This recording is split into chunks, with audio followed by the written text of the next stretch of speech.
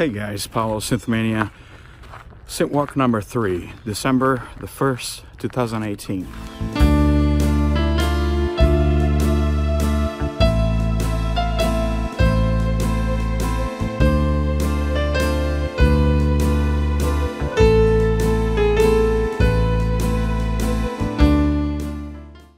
First question is from the CR The Sons. Hey Paolo, I wonder if you have played any of the SIEL brand synthesizers from Italy, and if so, do you have an opinion on any of them? I am particularly interested, firstly because I have an OR400, and secondly because I remember that you had mentioned that Roland had a major presence in Italy during the Italo disco era. I wonder if SIEL was created as a competitive response to Roland, or if SIEL predated Roland because perhaps of the general interest in electronic music coming out of Italy at that time. Thanks. Yeah, I played pretty much almost all the SIEL instruments.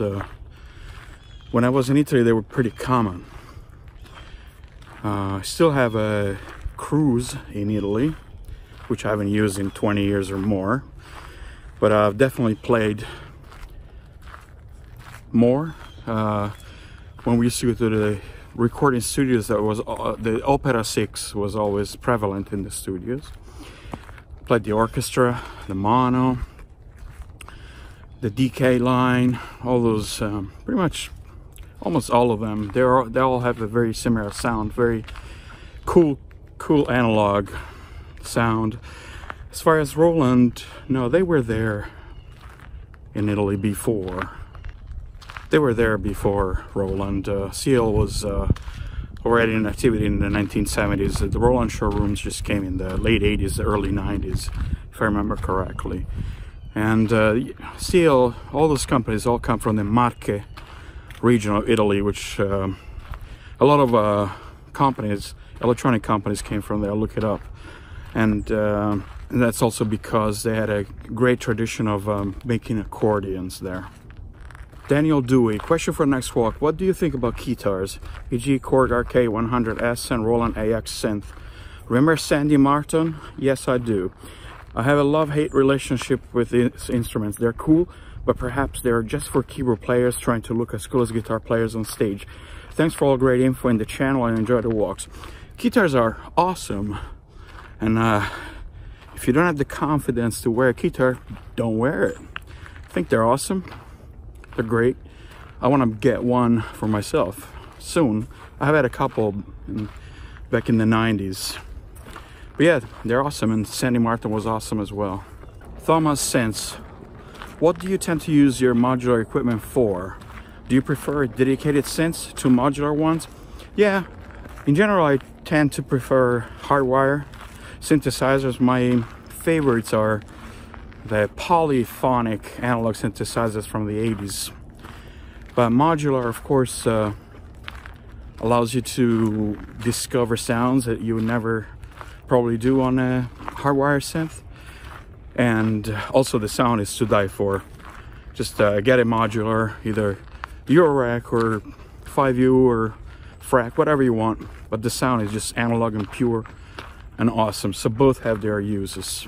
John Tamaro, at last, I've been waiting for this video. My question is about keyboard playing in general. Do you think an investment in a tutor is worthwhile, or is self-tuition feasible? Many thanks, Paolo. Spell right, I hope this time. Yeah, someone else also asked this question before, and today, I don't think you necessarily need an old school tutor. Of course, you know, if you can afford to get one and go to lessons, it's great.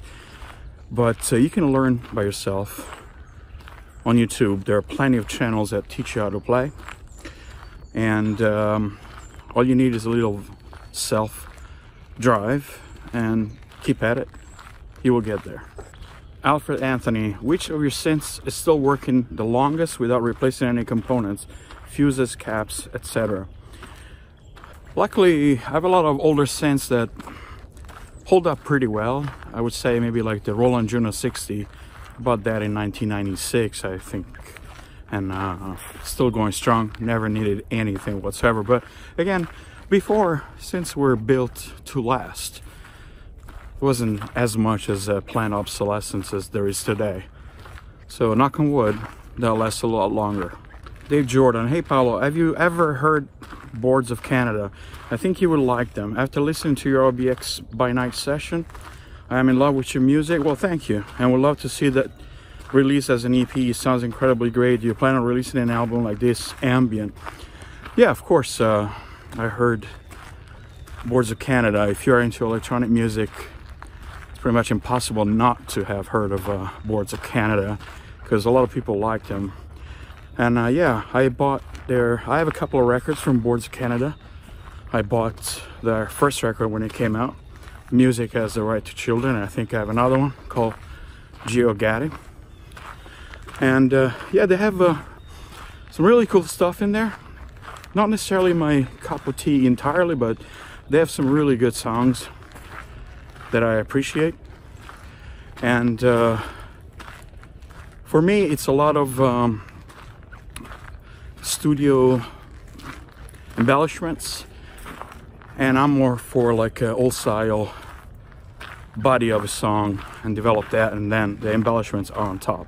As far as releasing an ambient EP, yeah, sure, I would love to have the time to record properly all the things I do, but right now I'm just gunning it on YouTube. Mr. O'Hare 1994, hey Paolo, can you recreate Haddaway's What Is Love on Fairlight computer keyboard? And my second question is, are Fairlight can run a USB floppy emulators or no? And by the way, Merry Christmas from Estonia, your fan Alexander. Oh, thank you, Alexander. Merry Christmas to you, even though it's a little early. Well, to tell you the truth, recreating What Is Love by Haddaway on a Fairlight is not super high on my priority list, but if I ever get bored in the studio, I will definitely do that. Fairlight, yeah, I think Fairlights can be retrofitted with USB, with flash, with virtual floppies, if that's what you meant. I haven't done it myself. I still have the real huge floppy disk drives on mine. Sugar. Asdi Fazzy, please tell about Korg T3 and Yamaha SY35. I can tell you great things. I like both keyboards. I've had both. Actually, I've had the SY22, not the 35, but similar. And I don't have any of those two at the moment. But yeah, the Korg T3 is basically the keyboard came right after the M1. It's like an M1 on steroids. It's got a lot of extra waveform. Same typical character AI of the Korg M1. And of course the SY, it's got those wave station type sounds. Also very, very cool. Cannot go wrong with either of them.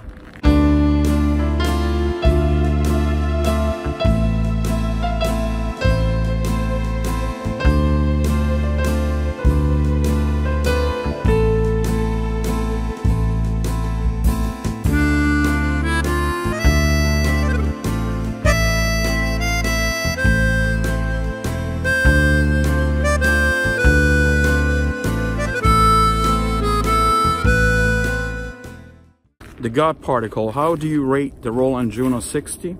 Just saying, as thinking of buying one of the classics. Well, I wouldn't rate a synth. I like the Juno-60, but I'm not gonna rate it against, say, a Polysix or a DX7 or something like that. You know, it's a classic. There is a reason people like it, because it sounds good. It's got the wonderful chorus. It's got the wonderful arpeggiator. So, it's nothing else to say, really. It's a great keyboard. Michael Samersky, hey Paolo, I had a heart attack 2 weeks ago. I'm sorry, man, and I'm having to walk a lot more. I'm glad you're okay now. During my walks, I listen to your Synth Walks. How cool is that? That is cool. Thanks. I fell in love with synth music and synths when my mother gave me a Casio VL1, and I worked out how to play parts of the Ultravox Vienna on it. Then I bought my first synth in 1985, the Juno-106. I absolutely love Ultravox lead synth sounds from Astrodyne and Sleepwalk. Perhaps you could explain how to recreate that sound. I now have JP8000, System 8, V-Synth and others.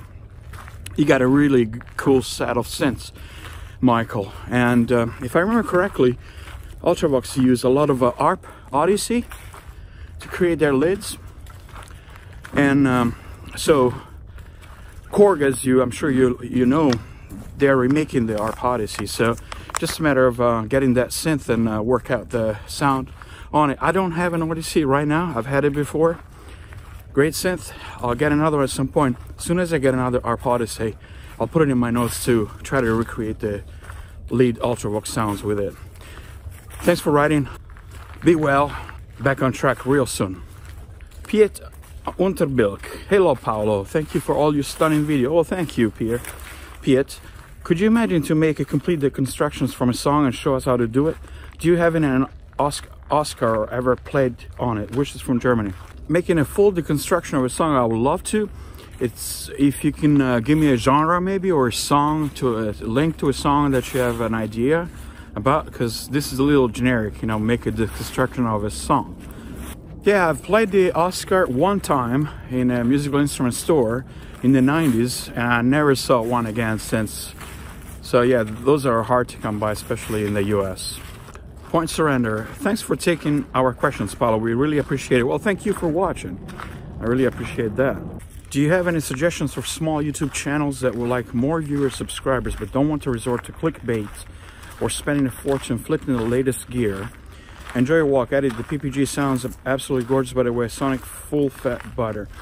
Yeah, I try myself not to post clickbait titles. It's kind of lame, but the problem is with other people who do that, I don't think they do it because they want to do it themselves, but because the way the system is, and the YouTube algorithm only picks up certain titles. So at some point maybe I'll have to resort to doing that too. I don't know, man. But yeah, it's lame. And spending a fortune flipping, I don't think you need to spend a fortune flipping the latest gear. You can do a tutorial channel where you show people how to do certain things and create a niche. But again, it's not a very fast, the synth world is very small, you know. You can enlarge it to music. That's what I like to do myself. But as far as synthesizer channels go, you're not gonna have a whole lot of audience. You're not gonna have millions, but you can do your niche. And you know, look at my channel. I mean, I'm just now approaching 100K, and I've been here for 10 years. So it's a long way to Tipperary, sorry. Michael Langley, is there any more synths or drum machines on your wish list? Yes, so someone already asked it. But yeah, I want to get a Jupiter 4 fairly soon, and a Roland R8 again. Andreu Mateo, questions. In which city and country are you? Do you give classes about synthesis? Online, Skype, presential? Thanks. I'm in the US, and no, I don't do Skype line classes or anything like that. Although people do ask me, but I just don't have time. I have a full-time job, that's the problem. And people do ask me to do, what do you call them? Live events. And it's something I'm looking to, so I can interact more with you guys in real time, as opposed to recording a video. El Duderino. How big is that room, and what are your plans, if any, on it with regard to your growing collection of synths and other instruments? When will you be releasing an album soon? My wallet and ears are ready, sir. Thank you very much. My room is about 15 by 30, 35, something like that, in foot and in feet. And then, yeah, I do plan to release a final album very soon. Just a matter of getting my butt in gear and doing it. So stay tuned. Thanks. Scaraj, or Scarai. Hey SynthMania, I love your videos and demos. They're always entertaining and really enjoyable. Well, thank you. Your Korg Trident demo was one of the first videos I watched, which really got me excited and persuaded me to buy one, though I mainly bought one because one of my favorite composers used one. But your demo really pushed me to get one. Ah, okay, so you didn't buy it because of me, huh? You bought it because of your favorite composer. You cut me deep, Scarai, you cut me deep. Anyway, I have 3 questions. What audio interface would you recommend buying for low latency audio MIDI? I still came up my mind after doing so much research. Is there a mix you recommend to record all hardware synths on separate audio channels? What is your favorite synth keybed?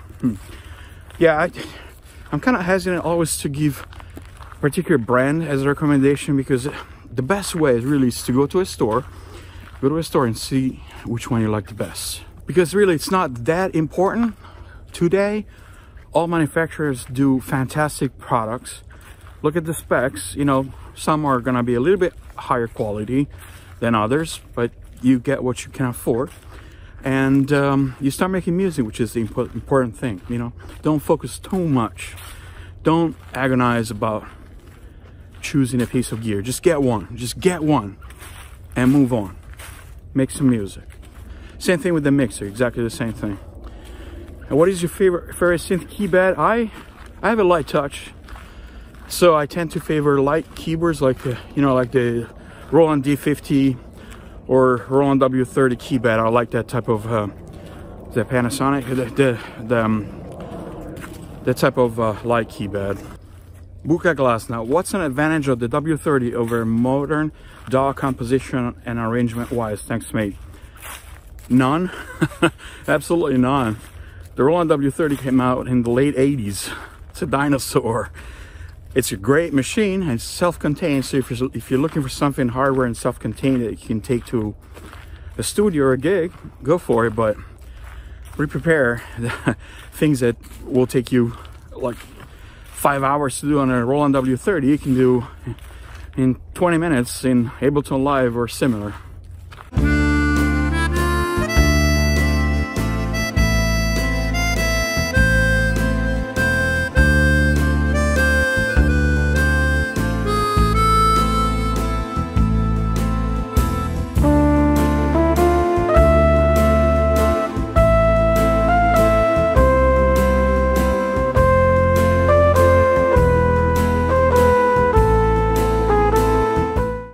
Daniel Taz, what's the story of your reel-to-reel? Is it going to get explored further here on SynthMania? Also, it's fun seeing your load up media, like old projects on floppy. How do you preserve those? How much of your original work survives? Yeah, the reel-to-reel, I bought it several years ago and I haven't really used it that much, but it's something that I really want to use more. It's 8-track, so it's not one of those professional level. I wanted to get one of those at some point, but just too much work to maintain. And so yeah, I do plan to use that to do some Joy Division style songs. And as far as preserving the floppies, knock on wood, they last. So I backed up most of them in WAV format now. So yeah. Wall 70. Hi Paolo, my question is on saving your creation. Do you record and save all stuff you create? What kind of archive do you use? And also, how do you deal with meta information such as patches and parameter settings used to be able to recreate at a later point? Keep up the excellent work. Ciao from Amsterdam. Yeah, I save all the creations. I use a NAS from Western Digital. I like Western Digital drives. Knock on wood, they've never failed me. Knock on wood, jinx it. And so I use this little NAS in RAID 1 mode, so everything I put in one drive gets replicated on the other one. And I think the model is EX2 or something like that. It's like a prosumer NAS. And yeah, I save all the meta information in the project file. I create a folder with all the WAV files, the Vegas files, the pictures, all the media, and also the patches that I use in the song. Adamski A. Hey Paolo, my question to you is, say we lived in a world without synthesizers as instruments. What is another instrument you think you would have been collecting instead of not? How do you think the music landscape would be different today without them? I have asked myself this question a few times in my head. It would be nice to hear your thoughts. Many thanks. Yeah, this is one of those hypothetical questions that make me think when I was a kid, you know, like when you're a kid, like, you know, what if my grandfather had 4 wheels instead of 2 legs? He would be a truck, you know, that type of absurd questions. But since it seems like you think about these things very often, I'll have to answer. Are organs allowed in this magical world that you're creating? If organs are allowed, I'll probably play organs. It's pretty similar to synthesizers, same cool sound. And if not, I guess we're stuck with acoustic instruments. What can you do? All right, taking a little break. Michael Smith. Hey Paolo, I've always loved the track Bizarre Love Triangle by New Order. Me too. Any insights into the sounds and sequencing techniques they use? I actually just looked it up on the internet a little bit.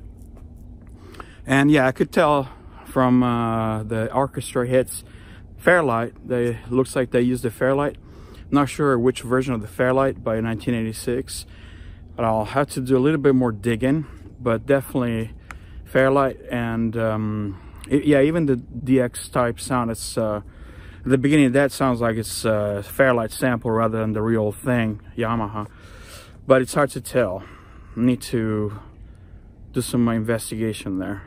Gonzalo Gallardo, for the Synth Walk, can you explain us how you're supposed to play organ sounds? It seems too complex to me. That kind of two-key harmony throws me off. I'm used to play either single notes, solo and melody, or three-note and less often four-note chords. Thank you, Paulo. Keep it up. Yeah, if you're playing one note and two note and sometimes three notes or four, just keep at it. You have to build up your experience with playing chords, and most of all, you have to build up your experience separating left hand by the right hand, which is how really you play the organ. Also, you have volume pedal and the pedals on the left foot.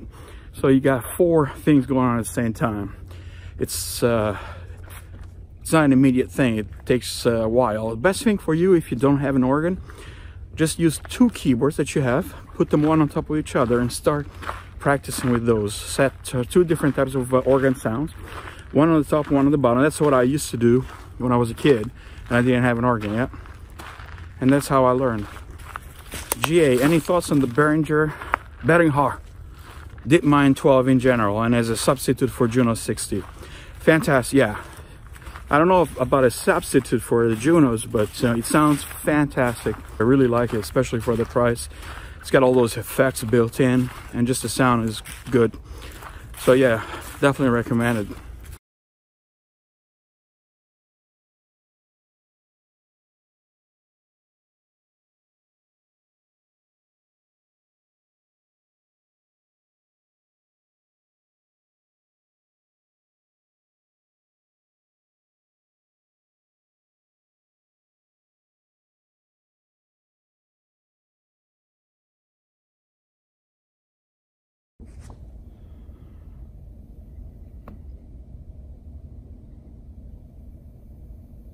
The Leafy Lane. How about a monthly feature? Italo hits the constructor, breaking down a hit song in its constituent parts and then playback. Yes, I've actually thought about this already.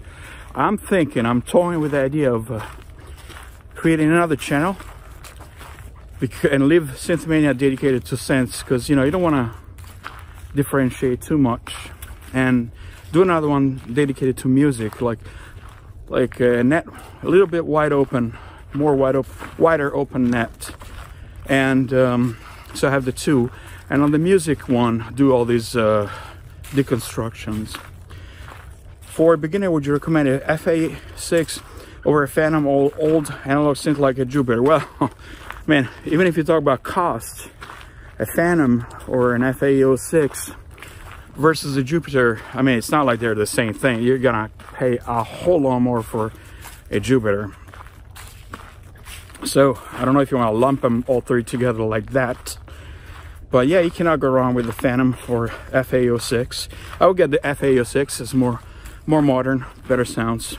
3, I have a native instruments machine and a MIDI keyboard. Would you recommend a TR-8 or get the 808 909 patches from machine instead? Thanks for sharing experience and knowledge with the world. Ciao, Robert. Thank you, Robert. Yeah, just yeah, no need to buy the TR-8 unless you want to. Just get the samples for the native instruments machine and go with them. Beer in the Woods. Hi Paolo, do you ever experiment in harder styles of synth music, EBM or industrial? Although it is not your general style of music, could you demonstrate some modern industrial synth sequence and beat techniques?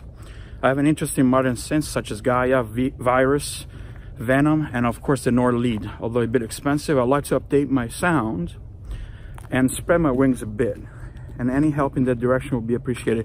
Yeah, actually I used to go to concerts, industrial concerts in the late 80s, early 90s a lot. I was a little bit untuned to that type of music. Didn't last long because I was like a techno guy. Rather than industrial, I've always been into straight Italian and Belgian techno. And that's my favorite, my expertise, I guess. But yeah, I can definitely try to do some, give you some hints. However, if you can please send me a specific link, like a song or songs with minute and second locations of the sounds that you're looking for, because if you keep it generic, it's very hard to help you out. Dusgos, could you talk about how the Italian black box got such an incredible sound?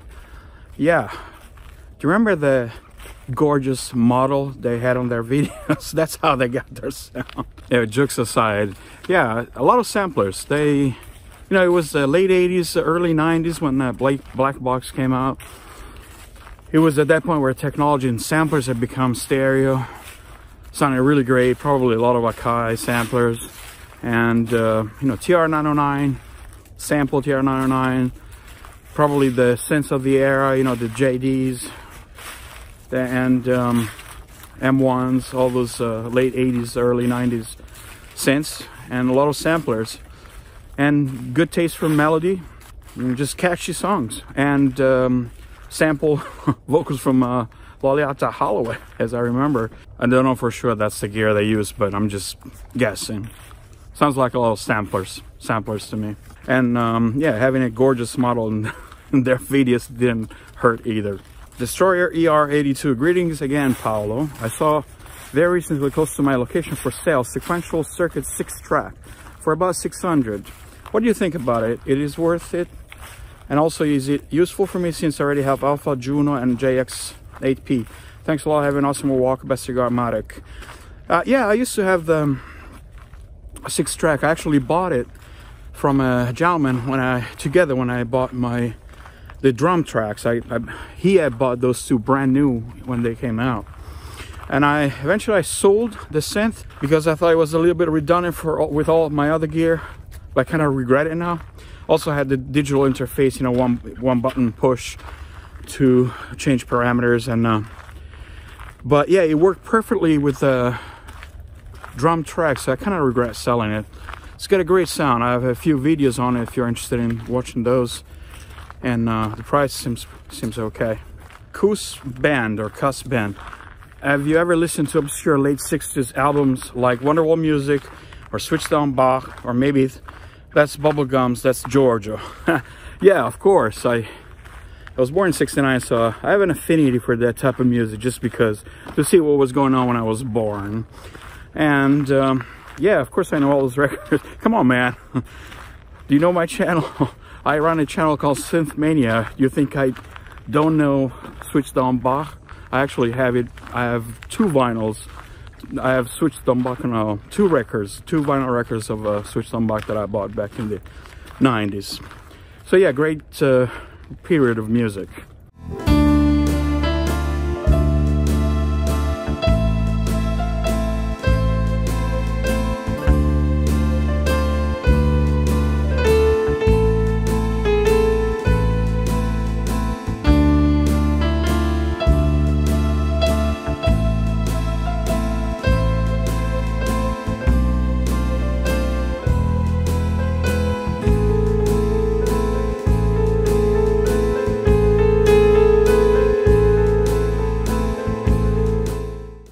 Music.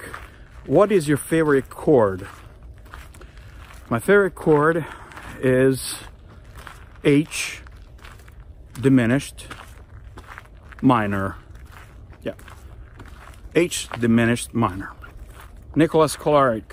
Hey Paolo, my question to you is there a particular key you like to play in, and what synths and drum machines do you favor when playing genres such as Italo disco? I really don't have a particular key. I'm kind of fluent in all of them. Well, the white keys, the black keys are a little bit tougher, but you know, like I'm familiar with a B flat and an E flat, just because when I was playing with other people, you kind of have to know those.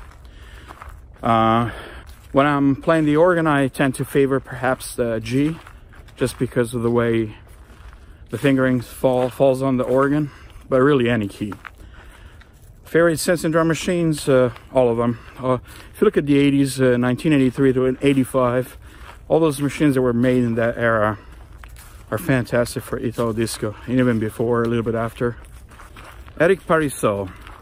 Hey Paolo, I'm not Richie Rich and can't buy all real synth on the planet. I console myself with plugin instead. I would like to know what you think of those below. Tal Uno Alex to emulate Juno-60. OPX Pro 2 to emulate OBX. Zune Audio, a little one for the Moog Little Fighter. I'm gonna review this plugin very soon. It's on my to-do list. Redominator to emulate the Alpha Juno, DEX to emulate the DX7, PG8X to emulate and controlled by MIDI GXAP, Virtual CZ to emulate the Casio CZ family. I own a MKS50, JXAP, VZ1, and TXZ. But it's just to have your opinion on these emulations and on plugin especially. Grazie mille per aver risposto. So much respect, Eric. Eric, my answer is that, you have everything you need and more to make a lot of fantastic music. You just have to sit down and do the music. Don't stress the gear, guys. Don't stress the gear. Gear is nothing. Just pick one and go with it. The important is the songs you make with them. But yes, all those synths, virtual synths you describe are fantastic. I tried most of them, and I'm going to review the little one soon. So yeah, go for it. Aaron Falls, since this is a PPG video, any thought on the Waldorf Quantum? Yes, I tried it a couple of times. It sounds beautiful, phenomenal. It's got a huge display, beautiful crystalline sound. It's got the Waldorf sound to the next level. So yeah, definitely get it if you can. Awesome machine. George G. Hello, Paolo. A question. If I were really interested, how do you like my cover from your song on my channel? Well, thank you very much. He made a cover of one of my demos, so thank you very much. Yeah, your cover is great. I like the synths you used. Where in Italy do you live? I actually live in America. I haven't been living in Italy since 1996. I moved to America 23 years ago because my wife is American and my kids were born here. And Lindrum or 909. Well, that's easy. Lindrum for 1980s style synth pop, and 909 for techno and house. Thank you for all your great vids and good songs. Greetings from Germany. Poor English. Your English is great. Talk to you later.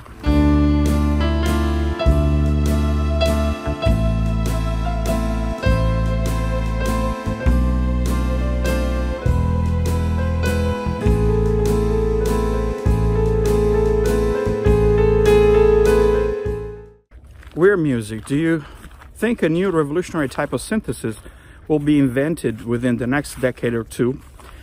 No crystal ball, but yeah, probably. We're going to a world of virtual reality and AI, so they'll come up with something related to those two and make it a new groundbreaking synthesizer sound, I think. Ed Rosa, simple question. Do you still have the Uno synth? And if so, what role will it play in your studio? Yes, I still have the Uno synth. I love that little guy. In fact, I'm writing a bank of patches for it. And yeah, I love it. It's got a great sound. And I definitely plan to use it more in the studio. Perhaps do a song with, I was thinking that, the Uno synth and maybe the DR55 drums. Just those two. Maybe something else. Luis Claudio Fugolin. Hi Paolo, I want to ask you something. From what town of Italy are you from, or just the region, the province? I am from the Tuscany region in Italy, from the province of Grosseto. Ben H, have you used Ableton Live? And if so, what are your thoughts on it? If not, would you consider using it? Thanks. Yes, I do use it. I've used it before. I have Ableton Live. I just don't use it super often because I'm not super good at it. I need to learn it better. I know just the basics. But yeah, recently I bought an Novation keyboard that allows you to control it, but I haven't really had the chance to play with it. This reminds me that I have to do that, so watch out for a video on that Novation plus Ableton. VCO 8. Hey Paolo, which of your keyboards has given you the most reliability issues? What's your go-to chord progression? Ever consider getting a Prophet 10? Thanks. Most reliability issues, knock on wood, jinx aside, all my keyboards are working properly. The OBXA was acting up for a few years, but then finally, thanks to my good friend Mark, thank you, Mark, who's an excellent engineer. He fixed it all up for me, and now it works perfectly. Thank you, Mark. And what's my go-to chord progression? The one that sounds good. Ever consider getting a Prophet 10? Yes, actually, a couple years ago, I was looking at buying a Prophet 10 locally, and I don't remember what happened. The deal fell through, or they already sold it. I bought something else. And I didn't end up buying it, and I kind of regret it because it was a good price. And but I'm still looking for a Prophet 5 version 2, which I'll get probably in 2019. Alexander Pluimer. Hi, Paolo, long-time fan here. Love your channel and the new series. Oh, thank you very much, Alexander. There's a very particular, almost acidy synth bass line in the song Closer by 9 Inch Nails, which I found super hard to replicate with VSTs, and was hoping if you give replicating a shot. All the best, and salute da Genova. Hi, Genova. And yeah, I remember that song when it came out very well. I actually bought the album because it was very heavily publicized, and I still have it somewhere. And I actually looked up on the internet. There's an SOS Sound on Sound review. They said that they used some kind of Akai sample for that bass, and to my ears it sounds like they're playing with velocity assigned to the filter envelope. So it opens, you know, the attack opens faster if you press softly, and opens really fast when you hit the keys faster. So it shouldn't be super hard to replicate, but yeah, I'll look into it. All right, this user is in Chinese, so I'm sorry, I don't know how to read this. How often do you have to repair your vintage synths? Do you find that certain brands have stood the test of time, quality, and build-wise better than others? Will you ever be as fond of the new modern synths as you are of the classic? Yeah, of course. I mean, again, I've said this before, but I see myself as a bit of a little synth historian, so I try to chase the old technology just to find out what it was all about. And I'm almost there. I got pretty much all the ones I really wanted from the 80s, but yeah, there are certain synths. I'm thinking maybe like for example, the Roland V synth. You know, that's a relatively new synth that will become a classic for sure. Or you know, the Korg Triton. You know, the new synths are fantastic as well. So yeah, for sure. Brad THX. Hey Paolo, do you run your synths to your desk mono or stereo? Since most older effects units are mono input stereo out, do you prefer using them? You effect send returns or patch the synth mono straight through them? Very simple. If it's a mono synth, I plug it into the console mono. If it's a stereo synth, I plug two cables into the console. Simple as that. The fact that a lot of older effects are mono, and yeah, it's true. Not all of them. There are a lot of good effects from back then, from the 80s. There are stereo in and stereo out, and I have a lot of those as well. So typically, you know, I try not to steer too much away from the way the instruments and or effects were designed for. So if I have a mono signal, say like a snare, I want to run it through a mono processor. I'll run it through, say, a Yamaha SPX90, which has mono in. That's all you need.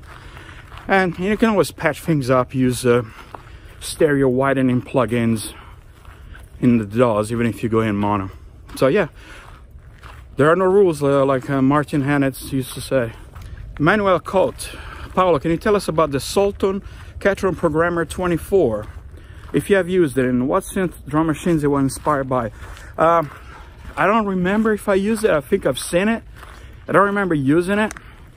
I've used other Solton machines, the MS5 and other, don't remember the brand, the model exactly, but yeah, those machines were pretty much arranger units, you know, so you would use it for like piano bar, stuff like that. Not necessarily for the studio, but of course, you know, you can also use them in the studio or live too if you're so inclined. And so yeah, I wish I had more information on this, but I just don't right now. All right, John Palazzo. Hey Paolo, my question is, where do you buy vintage synths? Do you buy them off the internet, from collector to collector? Also, where can you find vintage synths like the PPG Wave? Thanks for the awesome videos. Yeah, somebody else already asked this question, already answered it, but to answer it again, I do 80% eBay, 10% Craigslist or other forms of, I haven't tried reverb yet, and another 10% from a collector. I'm not a collector really, I just like synths, but I have a lot of friends who also like synths. So yeah, trade with friends or buying from friends, that's another 10%. On eBay, you can find anything on eBay. Ryan Smith, what is your favorite Korg Volca, or the one that you use the most? I only have 4 Korg Volcas. I got the beats, the bass, the keys, and the sample. I haven't tried the FM and the bass drum yet, the kick, and I know there's one more coming out soon. But I would say out of the 4, maybe I use the beats the most of them. Dresskiff123, what is the best PPG Wave emulator VSC in terms of hardware? How similar is the Waldorf microwave?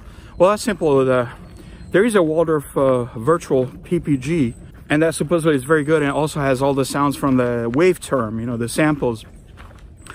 And the similar, yeah, the microwave version 1 is similar, not exactly the same thing, but yeah, definitely it's got those nice filters.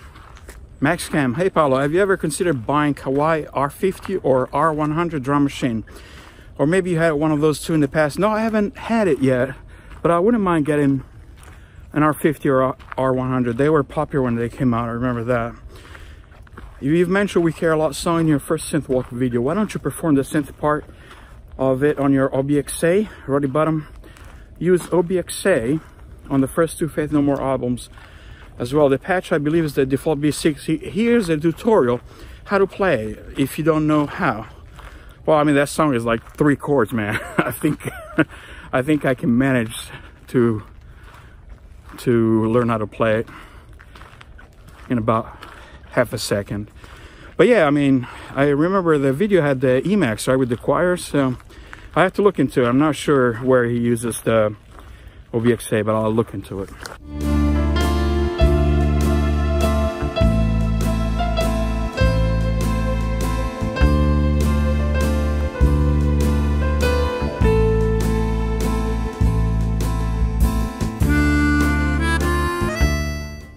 Alright guys, the last question of the day is from an Italian guy, Celestino Camiscia. Ciao Paolo, questions from an Italian to another Italian about Italo Disco. I apologize if it's going to be quite a long one. If you were given all the chance to be teleported back to 1984 and create the quintessential be all and all Italo song, which synth drum machines would you use for each of its arrangement elements? Also, if you had to pick the greatest Italo artist producer ever. Alright guys, I gotta walk back to the car because it's starting to rain and the ink is getting all washed out. Last question. All right guys, I'm gonna answer the last question in the car because it started to rain and I'm not sure how water resistant the little Xeon is here. Ciao Paolo, questions from an Italian to an Italian about Italo Disco. If you were given the chance to be teleported back to 1984 and create the quintessential be all and all Italo song, which synth drum machines would you use for each of its arrangement elements? Well, I use, you know, if budget is no, yeah, I guess I would use the Fairlight, and I would use the Lindrum, and I would use Oberheim's OBX, Jupiter 8, DMX Oberheim, the Drumulator, Lexicon 224 effects, and Lexicon also delays, AMS reverb, AMS delays, all the best stuff that was there available in 1984. And if you had to pick the greatest Italo artist producer ever, who would you choose? Oh, I'm not gonna go there because there are so many cool Italo producers of there. I wouldn't want to pick just one. I like a lot of them. Finally, moving on to a music for a different country. What do you think of Yellow Magic Orchestra? Fantastic band. YMO, I remember once listening to Behind the Mask with a friend. I bought the album in the 80s with a friend, and she told me it sounded a lot something Savage would have done many years later. And of course, Raidin was used as a theme to an Italian quiz show, yes. The one with Mike Bongiorno. I remember it very well. I used to watch that show, and I love that music. Even though when I was like, 14, I didn't know that was Raidin. And do you reckon those Italo guys might have been listening to YMO and drawing some kind of inspiration from their tunes? Grazie, un abbraccione, Lorenzo. Well, Lorenzo, yeah, I mean, I don't know if, I mean, probably because they belong to the same era. I don't think, you know, Savage, Roberto Zanetti is much younger than, you know, Sakamoto. You know, I would have to look it up, but it's probably, you know, both the same age or something like that. And so they probably grew up in the same environment, late 70s, you know, when the electronic music was becoming more popular, and they both followed their path. And Italo Disco is a little bit different, of course, a lot more melodic and in an Italian way. And of course, Yellow Magic Orchestra, it's got that wonderful Japanese sense of music influence. So both great types of music. Thanks, guys. This was the last question. Back in the studio to make some noise. Thank you so much all for watching. If you have questions for Synth Walk number 4, let me know in the comments below, and I'll see you at the next video.